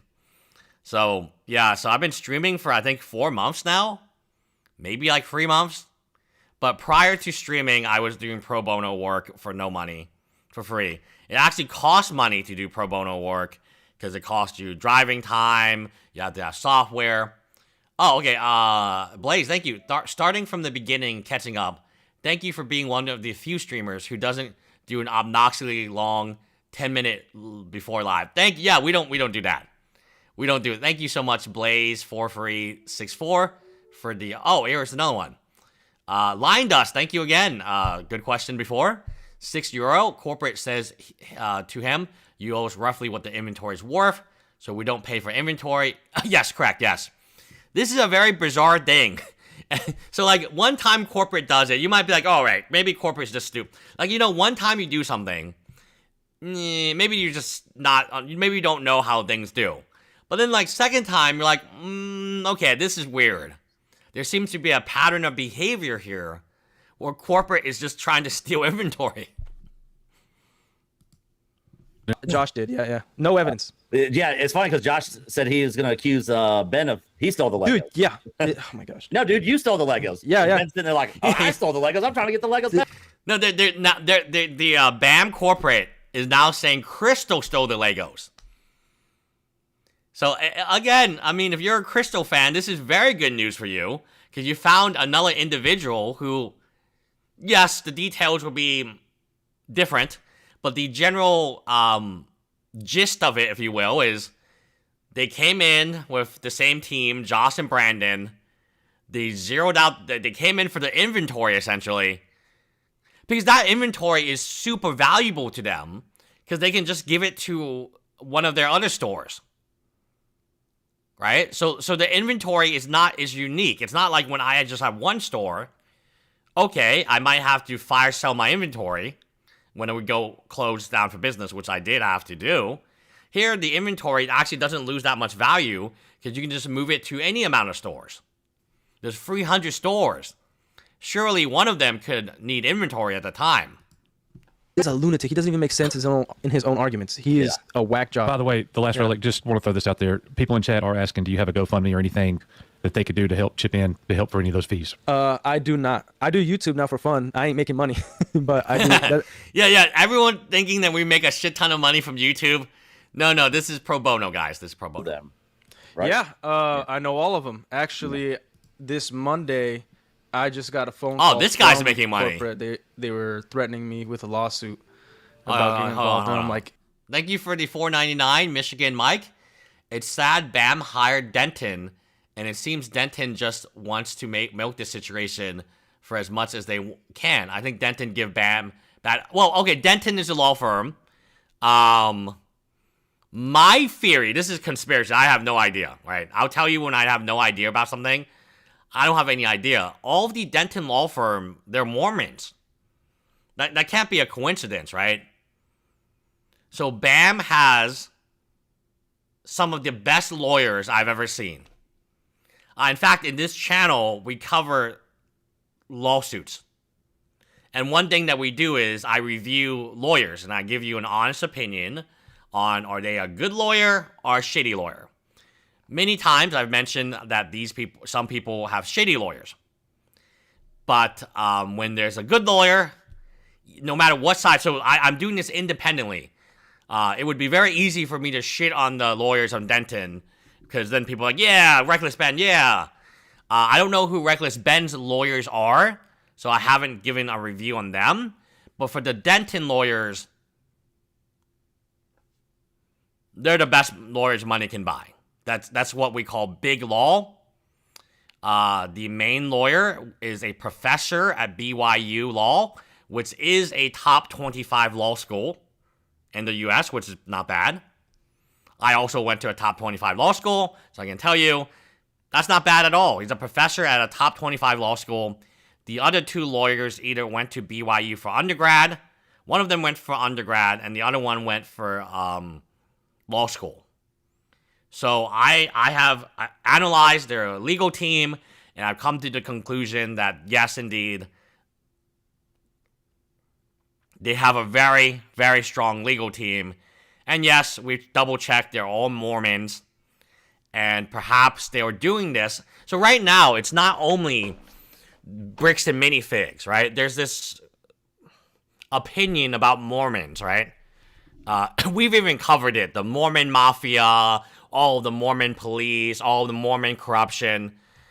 It wouldn't shock me if those Mormon lawyers, who are connected to the Mormon church, obviously, and BYU, right, which is a Mormon university, are going to do this lawsuit for McNeff for a discount or even for free, right? Even for free.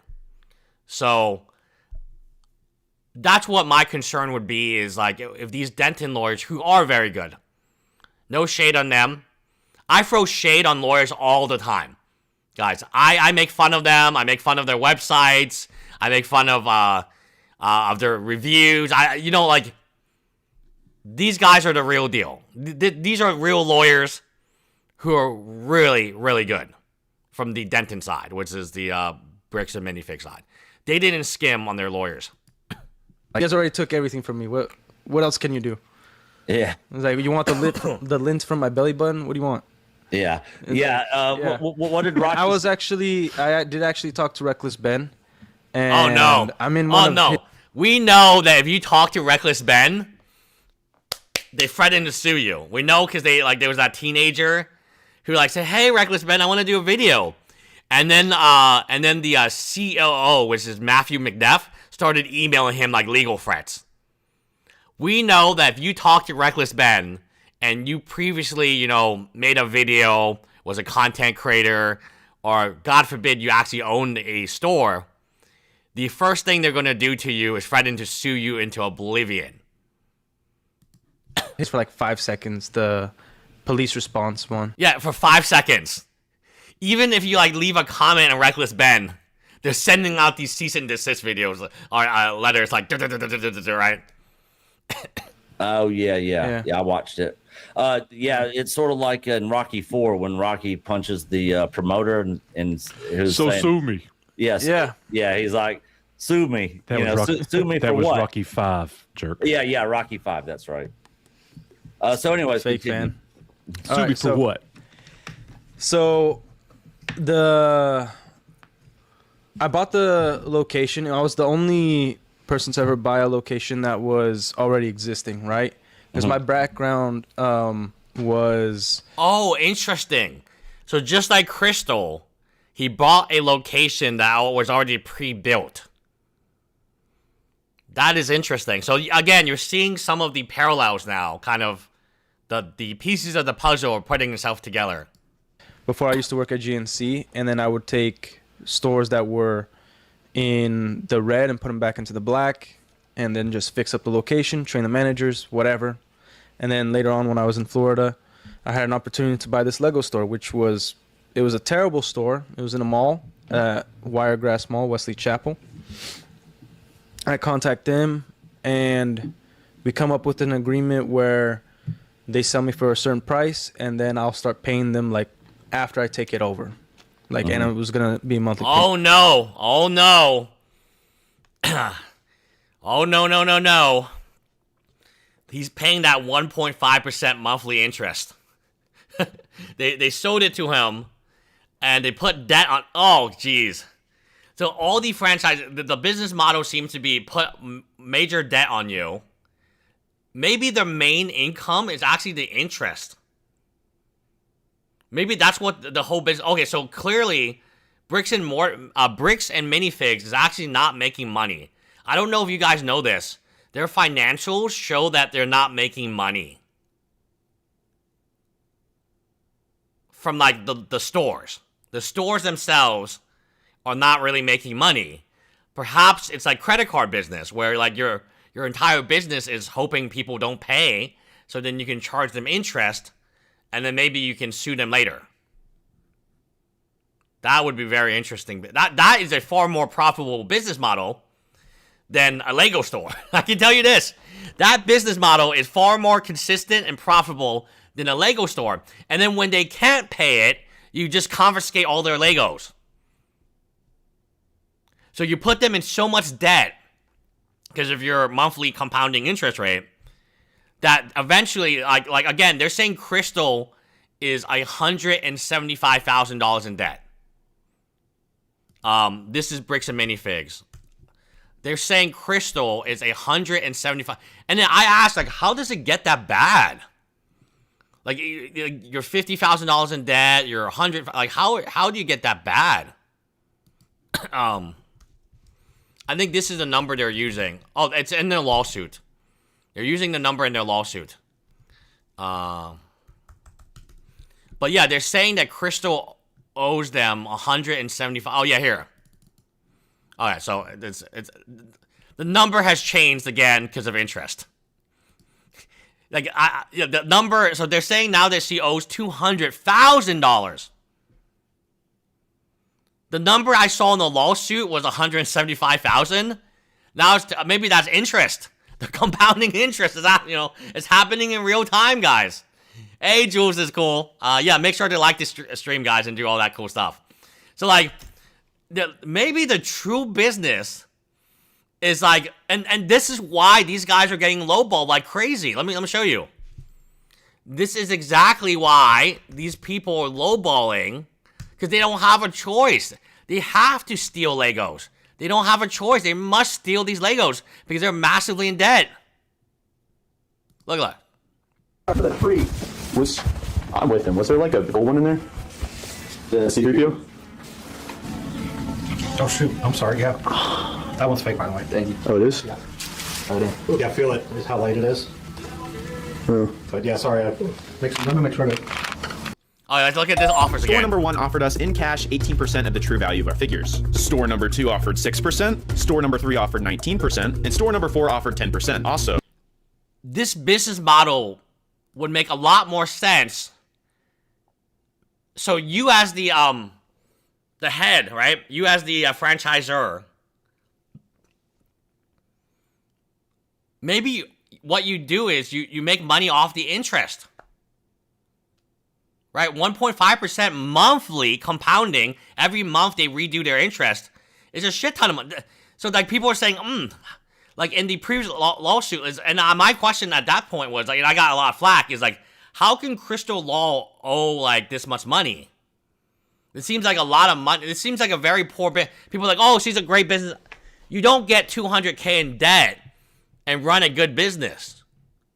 But maybe they had no chance in hell to run a good business because they're constantly being hit by interest rates. Just like this guy. But they decided for some reason to never take my payments. And I was like, all right, just let me know. Just put it with the royal. No. The reason they're not taking your payments is they want to charge you interest. Okay, look. So, okay, they said, hey, let's say like $50,000. We want you to pay $50,000 for our store. And he's like, okay, here, take my payment for the store. Let's go, right? And he's like, for some reason, they didn't want to take my pay. Yes, because just like the electricity company, just like the water company, if your payment gets lost in the mail, they're just going to fee you. We haven't even talked about fees yet. In addition to the 1.5% monthly interest rate, there are fees they charge you for late fees. So it's like what's that store called? Like, it's not a pawn store. It's like they charge a lot of interest, like a loan, like what type of loan store? Like illegal, like it's not a shark loan. We have them in Texas. They're illegal in like some other states, but they're like payday loans. God, it's a payday loan store. It's a payday loans. They don't actually want you to pay back anything. It's this. Hey, it's payday loans. Oh, GameStop. Yeah, right. Yeah, GameStop. Oh my God, it's GameStop. Yes, they're running and operating like payday loan store is. And payday loans are notoriously profitable because their interest rate is so high. And but it's not the interest rate you got to worry about. It's the fees. Every time you miss a payment, $100 fee, $200 fee, $50 fee, boom, boom, boom, boom, boom, boom, boom, boom, boom, boom. And those fees get interest too. No, I'm not joking. Those fees get interest as well. Maybe the entire like model isn't what we think it is. It's to trick these guys into signing a contract and then constantly putting them in debt. And once they feel like, oh God, that's a lot of debt, then we just take over their inventory. So we're literally working them for free. So they're going to run our store for free. Yeah, I don't know how they can refuse payment, but that's what he's saying. He's saying they refuse payment, which is weird, right? Because like you would think like a real business would want payment. Yeah, that's exactly what we want. Yeah, pay us as soon as possible. So a real business, if payment is due at the end of the month, it's kind of like a landlord rent apartment. They're happy you paid early. What type of business isn't accepting payment? Maybe the business that has interest on your loans, and they want you to have a lot of loans. And whatnot. So we did really good our first year at that mall, but then we had to leave that mall, open or reopen in a second location, right? We opened, and you guys will like this. Our re-grand opening was May 25th, the real Star Wars day. Oh, yeah. Right? Also to not compete with Lego's May 4th. I'm like, well, we get real Star Wars fans. We actually, at my location, I banned anything Disney, so people can trade in their Disney Legos in there. Love it. Absolutely. Guys, these are not like the smartest business operators. Disney Lego is our #1 selling Lego. Disney Lego is huge business, guys. I do not know why he banned Disney Legos. That doesn't sound like a good business move, but okay. I love it. Like I allowed Mandalorian here and there, certain things that I thought were cool, but I was like, nah, get the gay stuff out of here. Did you get some? Again, like it doesn't look like they're qualifying the business owners. Okay. No offense to this guy, but that is a terrible look. That is a terrible look at business, guys. So he's going to ban all Disney Legos because they're gay.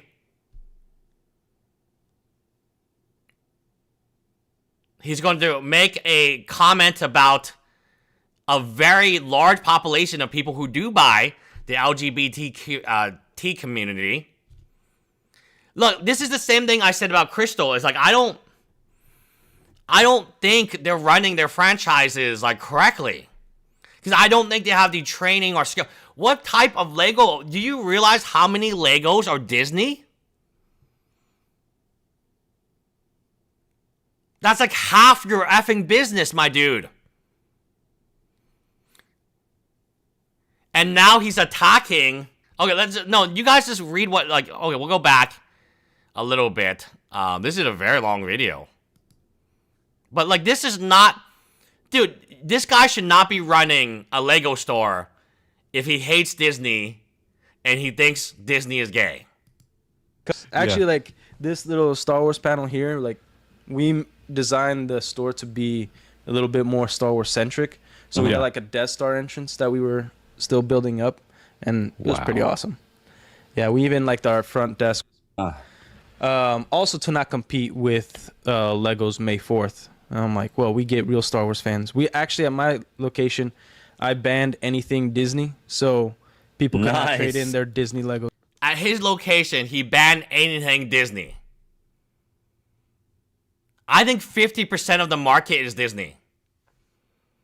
I think 50% of the market for Legos is Disney. It is for me. Disney is so popular among the... Because it's kids. This is for kids. So he's created a Lego store that is for, like, Star Wars adult fans. Like himself. Right? Look, he's a fan. Like, he's obviously a fan, right? He's created a Lego store for himself. But Legos is for kids. It should be for kids. So, like, how are you going to ban Disney? Wow, this guy should not own a Lego store. And listen to what he says next. Love it. Absolutely love it. Like, I allowed Mandalorian here and there, certain things that I thought were cool, but I was like, nah, get the gay stuff out of here. Nah, get the gay stuff out of here, he says. I think I've heard enough of this guy. I don't think he was running a good business.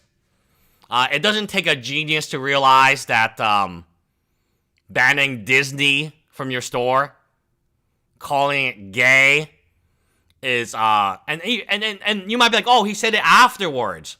No. He believes it. Guys, he believes this. You know he believes it because he's so open about saying this on the live stream with 3.5. Like, again, this is going to be played over and over and over again. Like, you know what Disney is Marvel. Do you guys know, like, Disney is Spider-Man. Disney is Spider-Man, man.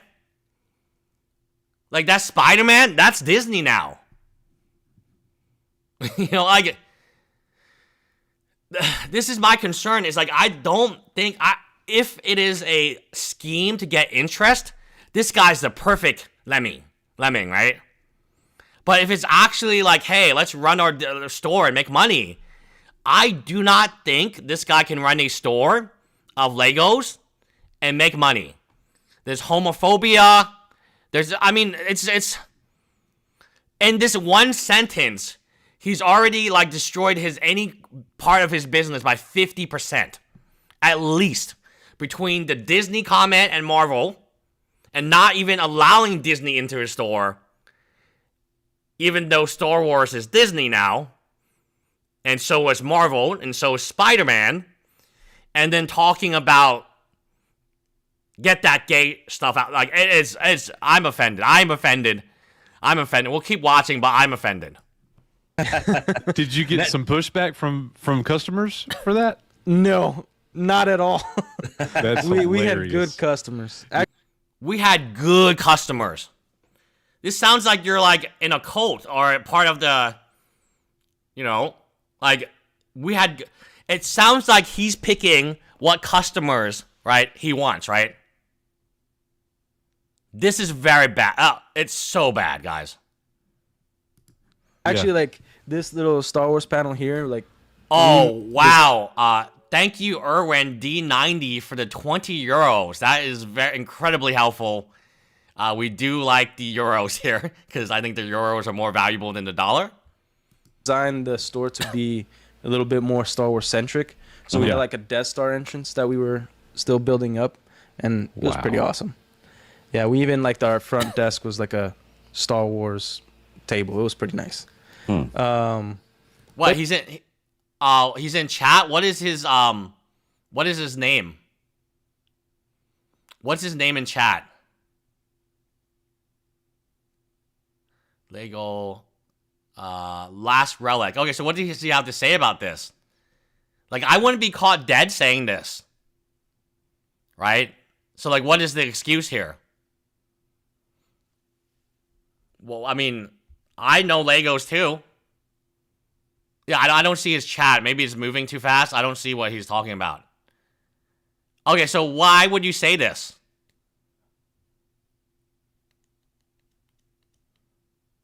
Okay, we'll continue on. But, like, why would you say this, like, in public? Well, we like moved very abruptly, and we still made a lot of money. But I contacted corporate, and I was like, hey, like, this is the situation, like... This is my chat. My chat, right? Yeah, let's play it again. How many times do you want to play it? Guys, how many times does this guy want me to play it? Just whatever. And then later on, when I was in Florida, I had an opportunity to buy this Lego store, which was... Dude, I can play this all the time. It was in a mall, Wiregrass Mall, Wesley Chapel. Well, maybe you should change the way you talk then. If this is the way you talk, I grew up, I'm 38 right now. I get it. I grew up, you know, you're not older than me. Back when I was 38, and if you were gay, they would do derogatories to you, right? So, like, I get it, man. If this is the way you talk, you're losing customers, man. You're losing customers. And, I mean, I'll play it word per word. We'll talk about it. So people can trade in their Disney Legos in there. Love it. Absolutely love it. Like, I allowed Mandalorian here and there, certain things that I thought were cool, but I was like, nah, get the gay stuff out of here. Like, when you say get the gay stuff out of here, what do you mean? Are you using it as a positive, like gay as in happy? Or are you saying it as something else? In context of Disney, right? I'm 38. I get why. No, dude, two things can be correct. One thing, he could have been really bad at operating his store. And two things, you know, corporate could be corrupt, right? Look, when I was a kid, I used to say, you're blank tard, right? You're a blank tard. I don't say that anymore. Right? How many Legos are Disney? Yeah, Disney Castle.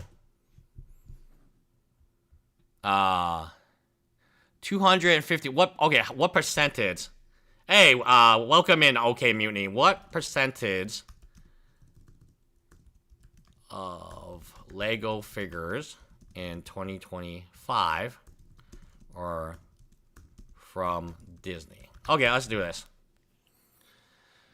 4 to 5% are Disney figures. There are this many unique minifigures. They have this many unique minifigures in total. That's a lot. That is a lot. Now, it's not 50%. 50% of my sales come from this. Give me a second. We sell, at my store, it was 50%. Because we sell this. We sell this. So, there are different versions of this. We don't sell sets, but I can tell you that between this and this one's going to sell first. This one's going to sell first. So again, I think this is a very bad take. I think it's a very bad take. You never ever want to limit your customer base. Yeah, I have the Lego. I have them here. We sell these too. I mean, I don't know what type of store he's running, but we sell a lot of Legos.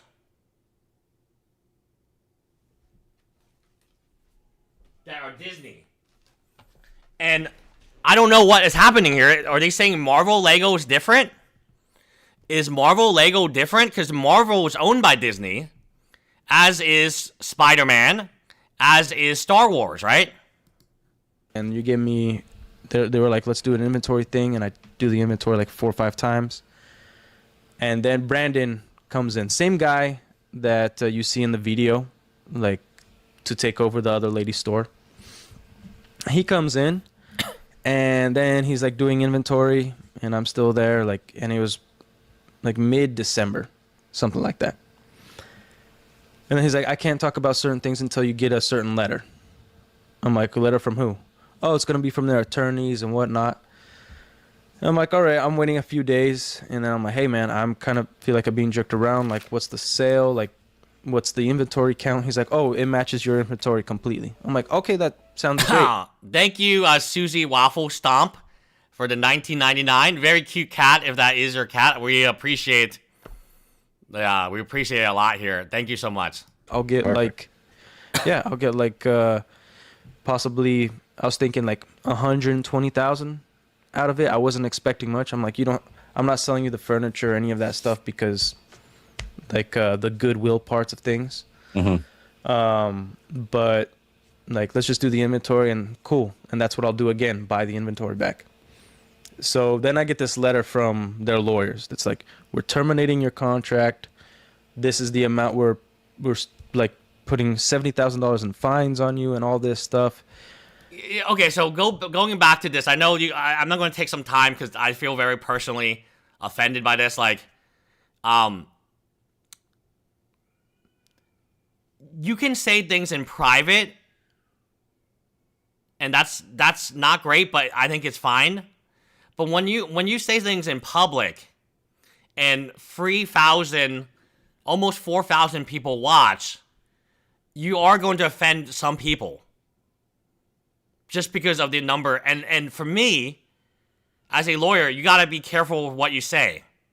So maybe you look like a young guy and maybe you don't like know that because this is like you just started YouTubing. But if I said this, they would just clip this nonstop on the Snark Discord, which they hate me. They were like going after me. Like this might be a lesson. Okay, so again, maybe I'm over-exaggerating. It might be a good lesson for Relics to learn, because he is on YouTube, that you should be more careful, especially when you're entering a live stream, about what you say, right? It apparently equaled out to my inventory count, pretty much, and they just said, like, you violated paying rent, which I never did. Like, I always paid rent on time. You violated paying royalties. I'm like, your accountants agreed on that, and you guys, the owners, agreed on it. And by the way, a lot of people don't know, Matt and Ammon, the CEO and the COO. So again, I'm kind of stuck on this. Like, if you, what this guy means is, he's creating a Lego store for adults, right? So he doesn't want to carry childish Legos, which Disney figures are. So I kind of understand it. Again, I don't own a store for myself for 8 years. He's saying, I found a niche of adult people who like Star Wars. Therefore, I don't want to carry the figures that more appeal to children. So his term of gay here is actually referring to childish, right? Yeah, Master Maticelli, thank you for the $9.99. F this guy. I'm straight offended. He isn't 12 and... Yeah, we're not in 1992 anymore. Trust me, I grew up in 1992. I'm 38 years old. What you could say back in a Call of Duty lobby if any of that shit ever got published, everyone would be like, everyone would not lose their jobs overnight. You would literally, what people said in Call of Duty lobbies when I was a kid, when I was like, I've got my first Xbox, and I was like, oh, cool, we can talk to some nice guys. And then, you know, I mean, we're not in 1992, right? We've moved past that, right? Owners as well. They're not just like CEO and CFO and COO. So Josh and Brandon are like tools, basically. Yeah, they're tools, Yeah. like in every sense of the word. Yeah. Just full blown douchebags.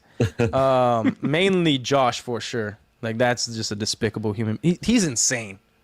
Yeah, I saw the police video that leaked, and that dude is dude. When I met him, he walked in the store and yelled "Waka Waka." Like Really? I'm not freaking kidding you. Like if you contact all my employees and the manager that they hired, they'll confirm my story. Like this guy is insane. Yeah, only Castle, only the good old time. Yeah, God. Yeah, I remember, like, geez, if those things ever got published, there should be just a YouTube channel, and then they just publish, like, old Call of Duty lobbies. And that's all they do. Okay, so I gotta take my daughter to her grandparents. We're going to spend the day with her grandparents. And this, you know, again, you know, I am 38. I'm older. I remember what it meant to be younger during this time period where, like, yeah, if you want to know how different it is, you can watch a TV show called Friends. And Friends was the top show at the time.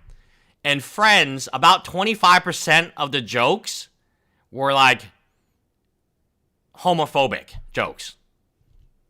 So if you go back and rewatch Friends today, you're just gonna say like, oh, wow, that didn't age well. I was watching Friends like maybe a month ago, and then like I was like, whoa, half the jokes here are like super offensive. Like, oh, new member, thank you. I think the court had approved Ben to represent himself. No. Yes, I saw this in the Discord. Oh no. Yes. He needs a attorney ASAP. The more time that goes by, the worse it is for a attorney.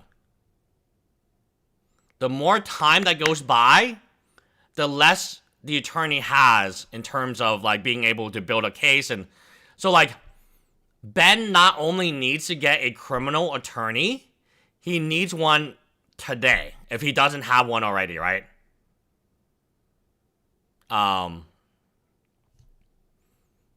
Yeah, again, this, I mean, like, look, we have 1.2, I gotta go to the grandparents. I know my wife is gonna chew me out because I've gone over the extended time that we can go over. I was given until like 1:45. We gotta go to the grandparents at, the grandparents are probably gonna text me. We're hanging out with the grandparents today. So I got my, like, people are like, oh, you're so black. No, this is the cinnamon. Like, it's, guys, like, just like,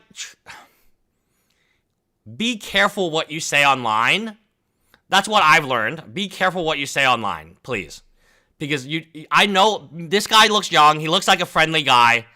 I don't think he wants to, offend people. But if what you're saying does offend people, maybe consider like not saying it. Or yeah, happy wife, happy, yeah. I gotta go guys. We are already late for the grandparents, but I appreciate all the donations and I appreciate you guys. Oh, thank you for the $5. He could have easily said that's not what I meant. I choose my words better in the future, but instead he's doubling down.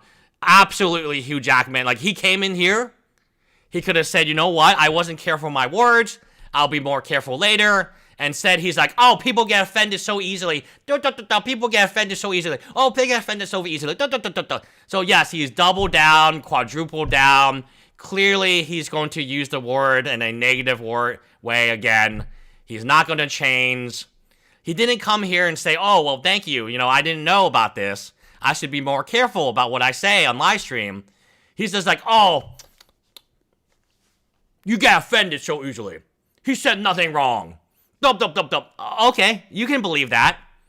But when you're running a company and you're the business owner of the company, imagine if he owned a Bricks and Minifig and I clipped this and then posted it on like his Facebook page.